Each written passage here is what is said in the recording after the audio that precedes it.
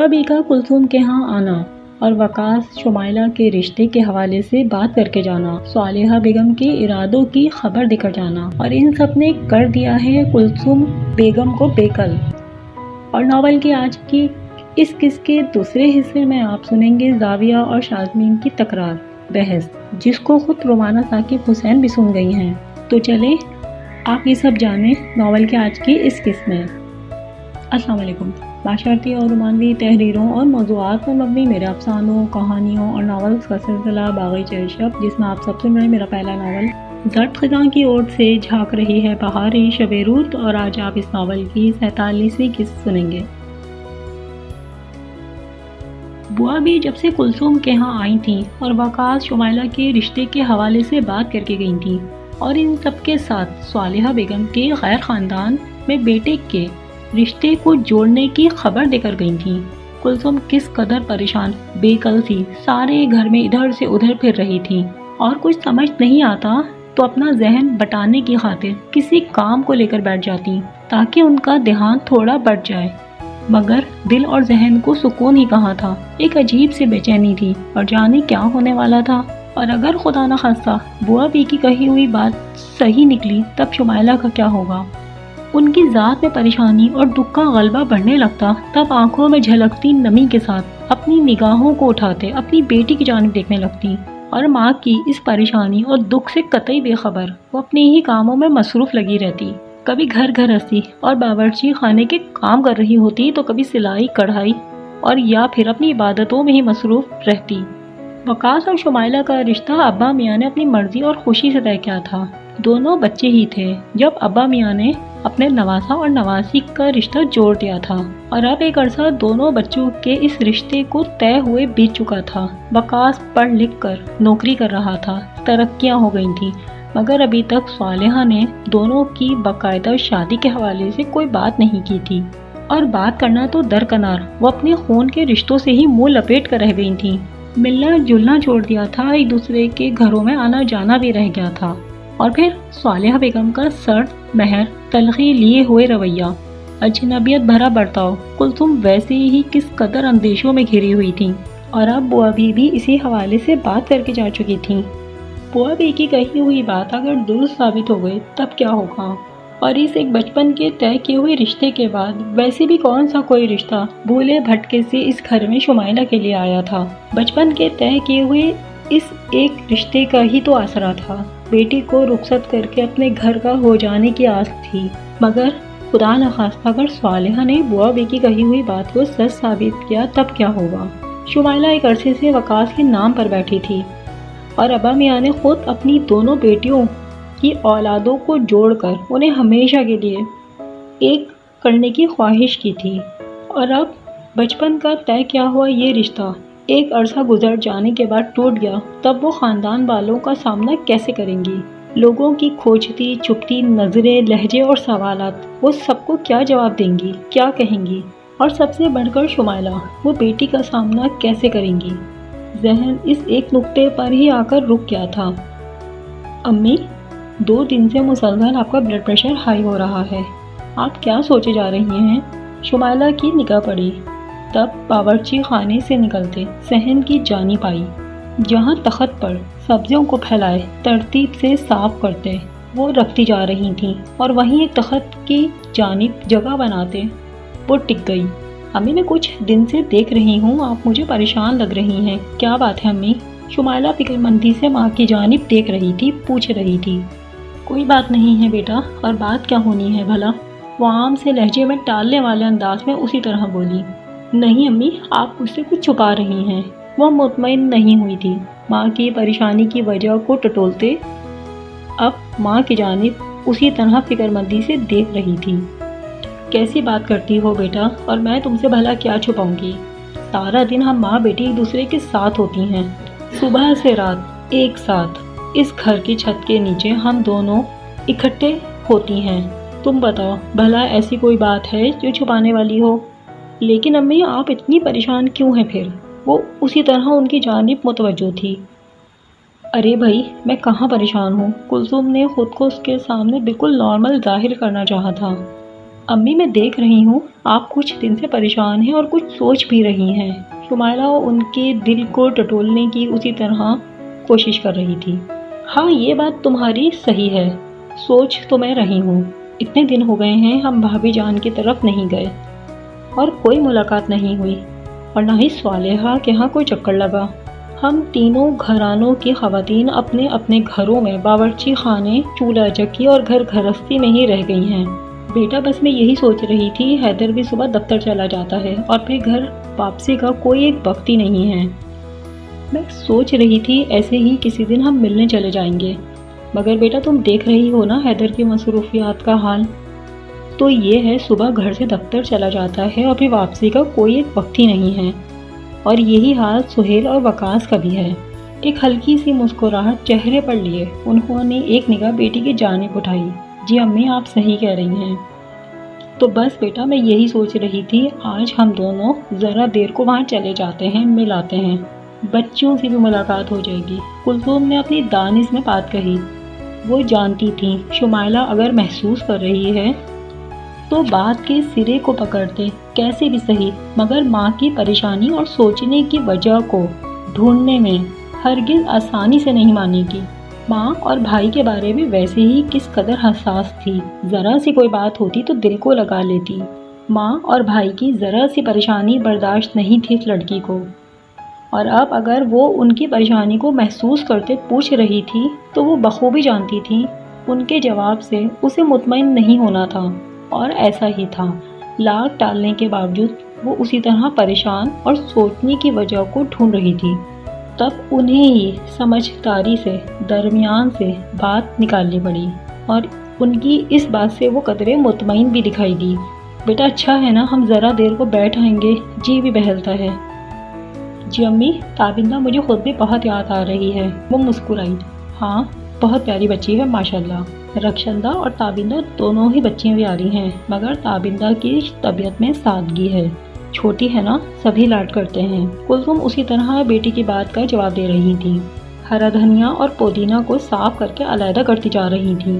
اللہ بخشے انعام بھائی بڑی صالحہ طبیعت کے مالک تھے، سادگی انکساری اور خوبی رکھ رکھاؤ تھا۔ بڑے تھے تو ہم دونوں بہنوں کے ساتھ برتاؤ بھی ایک جیسا کرتے۔ سہیل اور تابندہ ہو بہو انعام بھائی صاحب کا عکس ہیں۔ جی امی آپ بالکل صحیح کہہ رہی ہیں۔ امی تابندہ کو پڑھنے کا بھی بہت شوق ہے اور اپنی جماعت اول سے جماعت ہشتم تک کی تمام ہی کتابوں کو الماری میں سنبھال کر رکھے ہوئے ہے۔ میں جب بھی ممانی جان کے ہاں جاتی ہوں تابندہ مجھے کمرے میں لے کر چلی جاتی ہے اور کتابوں کی الماری کو کھول کر ایک ایک کتاب بڑے شوق سے مجھے دکھاتی ہے۔ شمائلہ نے آلو کے تسلے کو قریب کیا اور پھر آلو چھیلنے لگی۔ ہاں بیٹا اسے پڑھنے لکھنے کا بہت شوق ہے، لیکن 8ویں جماعت کے بعد گھر بیٹھ گئی ہے۔ تابندہ کی تعلیم چھوٹنے کا مجھے خود بھی بہت افسوس ہے۔ یہ ہرا دھنیا اور پودینہ صاف ہو گیا ہے، کاغذ میں لپیٹ کر رکھ دینا، اور پھر ہری مرچوں کو صاف کرنے لگی جو گل گئی تھیں، انہیں ایک جانب کیا۔ پچھلی باری سارا ہرا دھنیا پودینہ سڑ کر گیا تھا، حالانکہ ایسا پہلے کبھی نہیں ہوا۔ یہی ہوتا ہے ذرا سا دھیان بڑھ جائے تو فریج میں رکھا ہوا ہرا مسالہ سب سڑ کر چلا جاتا ہے۔ امی آپ ممانی جان سے بات کریں نا، تابندہ کو پڑھنے دیں۔ اور امی کیا حرج ہے، بلکہ رخشندہ اور تابندہ دونوں کو ہی پڑھنا چاہیے، مگر رخشندہ کا ذہن پڑھائی کی طرف نہیں ہے۔ مگر امی تابندہ کو تو پڑھنے کا موقع ملنا چاہیے، اسے پڑھنے کا بہت شوق ہے اور وہ ذہین بھی ہے۔ شمائلہ کا سارا دھیان اسی طرح تابندہ کی پڑھائی کی جانب تھا، اور شکر تھا ماں کی پریشانی کا خیال اب اس کی ذہن سے نکل گیا تھا۔ کلثوم نے دل ہی دل میں اللہ کا شکر ادا کیا۔ ہاں بیٹا صحیح کہتی ہو، مگر بھابھی جان سے بات کرتے خیال کرنا پڑتا ہے، رتبے میں بڑی ہیں۔ میں اور صالحہ انہیں کہہ سکتے ہیں مگر اصرار نہیں کر سکتے، بات کرتے دھیان میں رکھنا پڑتا ہے کوئی بات انہیں بری نہ لگے، اور خدا نہ خواستہ گھر کے اندرونی معاملات میں مداخلت خیال نہ کریں۔ پرسوں حیدر کے دفتر کی چھٹی ہے، میں سوچ رہی ہوں اچار گوشت پک جائے گا، اور یہ جو بڑی ہری مرچیں ڈنڈیوں سمیت علیحدہ کر رہی ہوں یہی ڈل جائیں گی۔ جی امی اس نے ماں کی بات کا جواب سلیقے سے دیا۔ مگر امی یہ تو صرف آگے بڑھنے کی بات ہے۔ شمائلہ اسی طرح اپنی بات پر ماں کو قائل کرنے کی کوشش کر رہی تھی۔ اور امی تابندہ کو آگے پڑھنا چاہیے۔ ہاں بیٹا پڑھنا چاہیے، اشارے میں 1-2 مرتبہ کہہ چکی ہوں، آج جا رہی ہوں تو اور کہہ کر دیکھ لوں گی۔ اب تم بھی جلدی جلدی گھر کے کاموں کو سمیٹ لو، دوپہر کا کھانا کھاتے ہی ہم ماں بیٹی نکل جائیں گے اور پھر واپسی بھی جلدی کرنی ہے۔ امی مجھے حیدر کے کمرے کی صفائی کرنی ہے، 2 دن سے کہہ رہا ہے، اس کے کپڑوں کی الماری ساری بے ترتیب پڑی ہوئی ہے اور پھر سلائی کے کچھ کپڑے بھی پڑے ہوئے ہیں، اور امی رات کی روٹیاں بھی پکانی ہیں۔ آج آپ چلی جائیں، میں اور حیدر پھر کبھی چلے جائیں گے۔ بیٹا میں تو اس لیے کہہ رہی تھی، تم بھی ساتھ چلو گی تو جی بہل جائے گا۔ کلثوم نے ویسے ہی ایک بات کہی، امی میں آج وہاں چلی جاؤں گی تو یہ سارے کام پڑے رہ جائیں گے۔ شمائلہ اسی طرح بولی، چلو بیٹا ٹھیک ہے، تمہیں گھر پر یہ سارے کام ہیں تو میں ہی چلی جاتی ہوں۔ کلثوم نے اس کے ساتھ جانے پر اصرار نہیں کیا تھا، بلکہ اس کے ساتھ نہ جانے پر کو مان لیا تھا۔ امی ہم سب پھر کبھی چلیں گے، مگر آج مجھے گھر میں کافی کام ہے۔ امی آپ ممانی جان کے ہاں جا رہی ہیں تو تابندہ کی آگے تعلیم کے حوالے سے بات ضرور کیجیے گا۔ اٹھتے اٹھتے بھی اس نے ماں کی آمادگی چاہنے کا جواز ڈھونڈا۔ ٹھیک ہے بیٹا، میں آج وہاں جا رہی ہوں تو اپنے ہی انداز میں بات کروں گی، اور بیٹا میں تو خود چاہتی ہوں رخشندہ تابندہ دونوں تعلیم حاصل کریں، آگے پڑھیں۔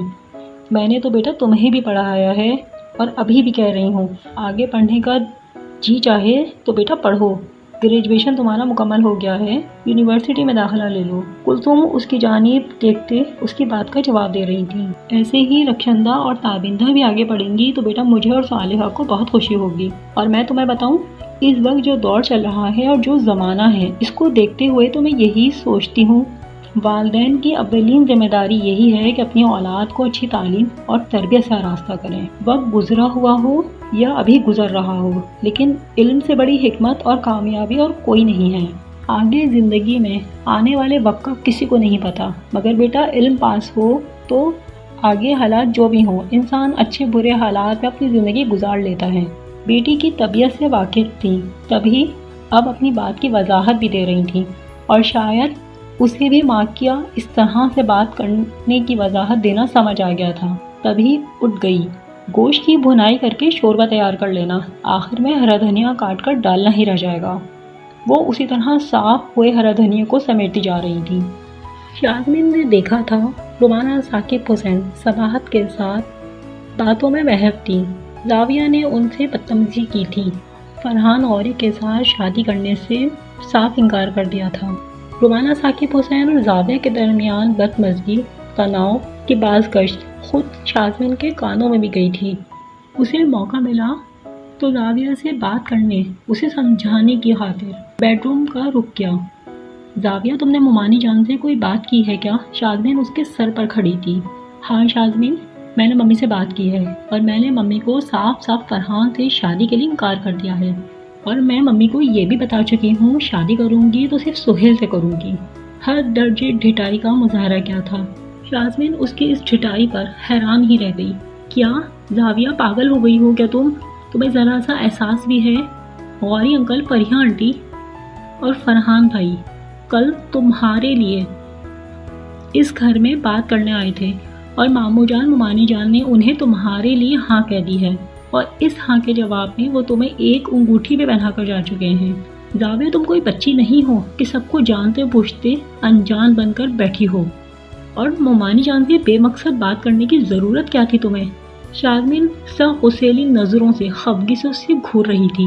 شازمین، کل جو کچھ ہوا ہے اس میں میری مرضی اور خوشی شامل نہیں تھی۔ لہجہ اسی طرح سپاٹ تھا۔ ہاں تو کیا ہوا؟ زاویہ تمہاری مرضی شامل نہیں تھی، مگر ماموں جان اور ممانی جان کی مرضی بلکہ خوشی تو شامل تھی نا۔ اور میں تمہیں بتاؤں زاویہ، ماموں جان ممانی جان فرحان غوری کے ساتھ تمہاری اس انگیجمنٹ ہو جانے سے بہت خوش ہیں، یہ احساس ہے تمہیں؟ ڈیڈی ممی کو خوش ہونا ہے تو ہوں، لیکن ان کی اس خوشی سے مجھے کوئی مطلب نہیں ہے، اور کل رات ممی کو بھی میں نے بالکل صاف منع کر دیا ہے۔ میں ممی کو سہیل کے بارے میں سب بتا چکی ہوں، اور شازمین، ڈیڈی ممی میری ضد کو اچھی طرح جانتے ہیں۔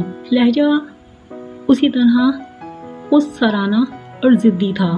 لمحے بھر کو تو شازمین چونکی۔ تم کیا کہنا چاہتی ہو زاویہ، اور تمہاری ان سب باتوں کا مقصد آخر کیا ہے؟ اس وقت خفگی سے اسے دیکھ رہی تھی۔ मामू जान और मोमानी जान तुम्हारे पेरेंट्स और इस घर के बड़े हैं और उन्होंने अपनी पसंद खुशी से फरहान भाई के लिए तुम्हारे लिए फैसला किया है, तो जाविया तुम्हारा ये फर्ज बनता है कि तुम उनके इस फैसले का मान रखो और जो फैसला उन्होंने तुम्हारे लिए किया है उसे खुशी खुशी कबूल भी करो। शाज़मीन का लहजा जरा आहिस्ता हुआ, समझाने की खातिर। हरगिज़ नहीं शाज़मीन, और मैं क्यों उनकी खुशी का ख्याल रखूं? कल एक लम्हा रुक कर भी उन्होंने ये सोचा, मेरी ज़िंदगी का इतना बड़ा फैसला करने से पहले उन्हें ये ख्याल भी हुआ कि एक मर्तबा बेटी से भी पूछ लें कि क्या मैं फरहान से शादी करना चाहती हूँ या नहीं।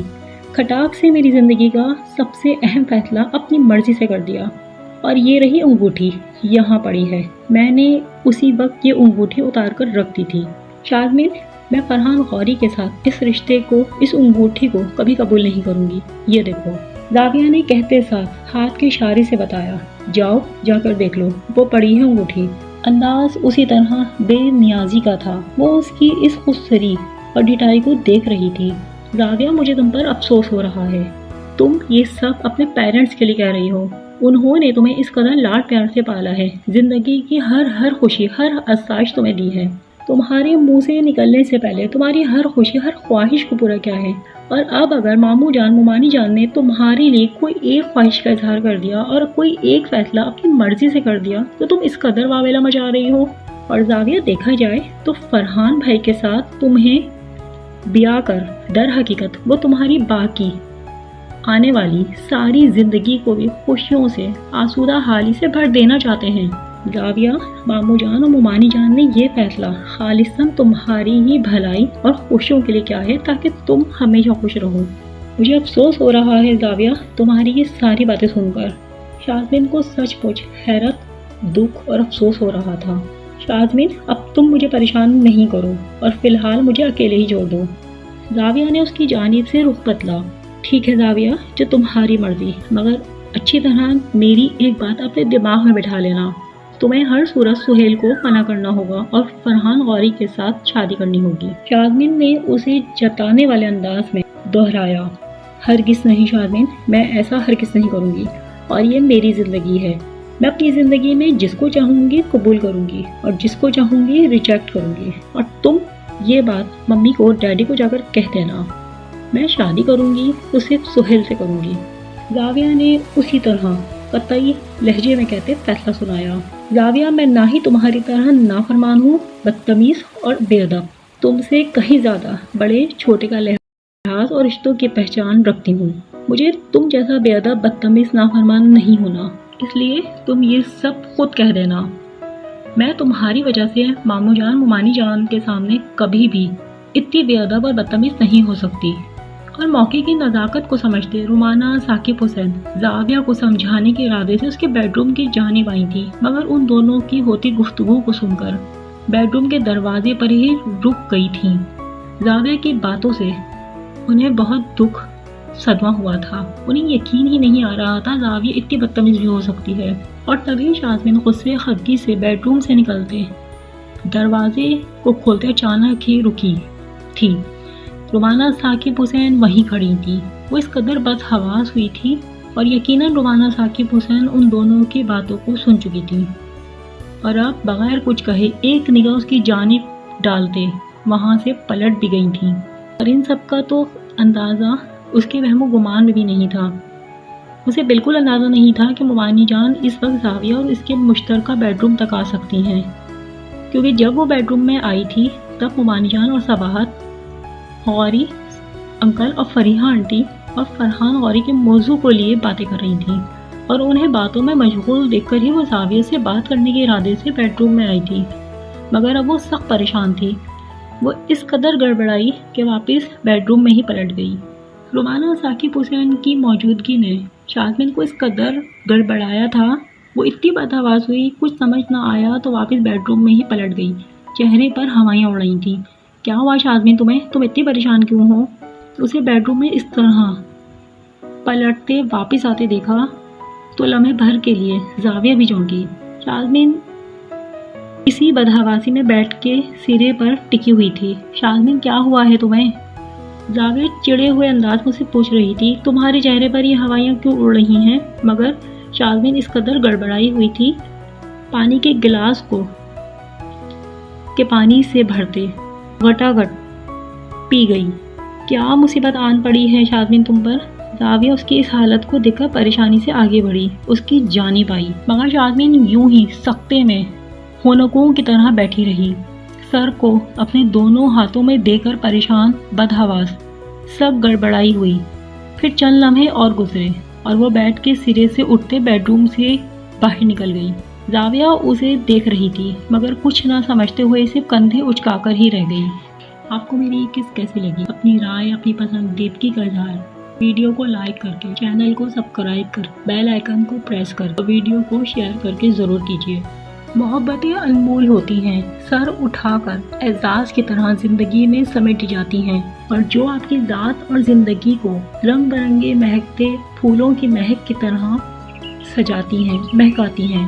جھک کر یا مانگ کر محبت لی جائے تو وہ بھیک کے جیسی ہے، اور آپ محبت کے معاملے میں ایک بھکاری کی طرح ہیں۔ یہی محبت اگر چھین کر لی جائے تو وہ ڈاکے جیسی ہے، اور آپ محبت کے معاملے میں ایک ڈاکو کی طرح ہیں۔